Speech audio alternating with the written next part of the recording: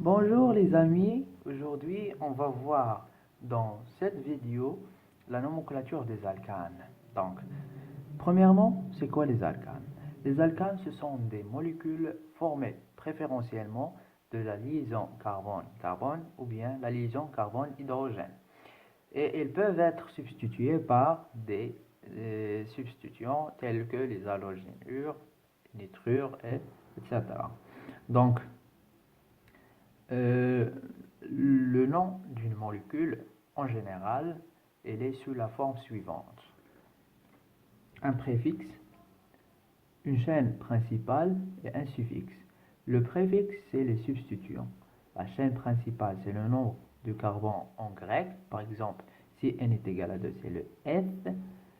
Et le suffixe, dans notre cas, c'est an. Par exemple, prenons le premier exemple. Il y a dans cette molécule 4 carbones. 4 carbones, ça veut dire c'est le but. Et il s'agit d'une molécule sous forme d'alcane, donc c'est le butane. Et on ajoute cette terminaison ane. Donc le nom c'est le butane. Deuxièmement, prenons l'autre exemple.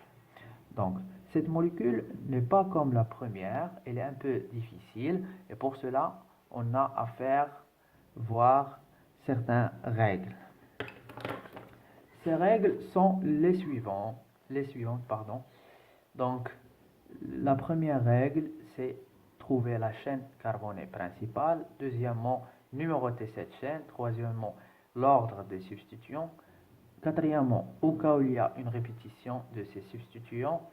Cinquièmement, on peut ajouter ces préfixes isosec tertio. Et sixièmement, au cas où il y a le choix, les groupes énoncés les premiers prennent les plus bas indices. Donc,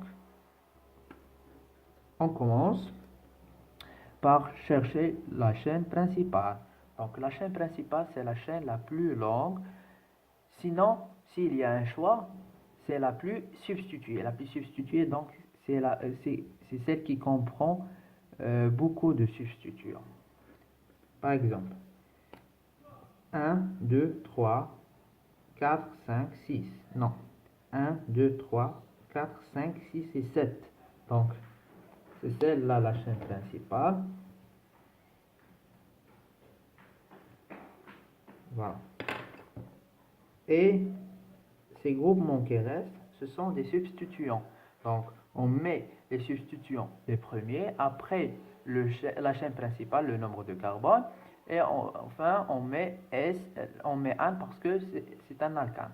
Donc, il s'agit de 7 carbones. Donc, 7 carbones, ça veut dire hept. Donc, celui-là, c'est le fluoro. Celui-là, c'est le bromo.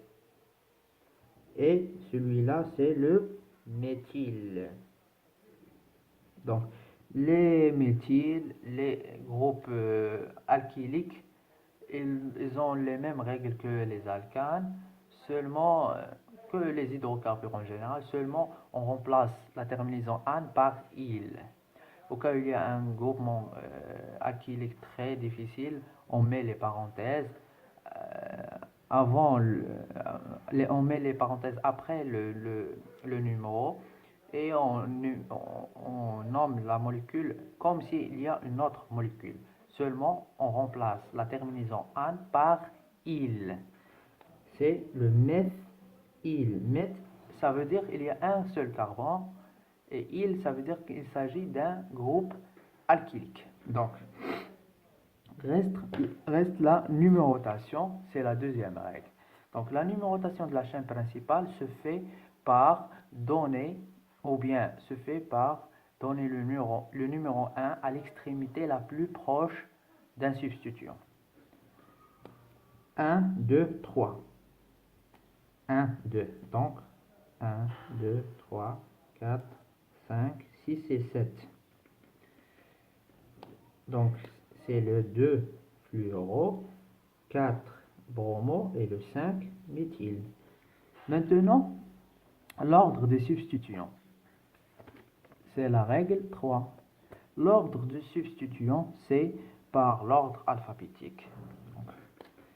C'est le M, le B et le F. Donc, le premier, c'est le B. 4 bromo. Après, le F, 2 fluoro. Après, il vient le méthyle, 5 méthyle. Voilà. Ces trois sont les substituants. Donc, après, il vient le mot hept, parce que c'est une molécule qui comporte 7 carbones. Et enfin, la terminaison ane. Et merci.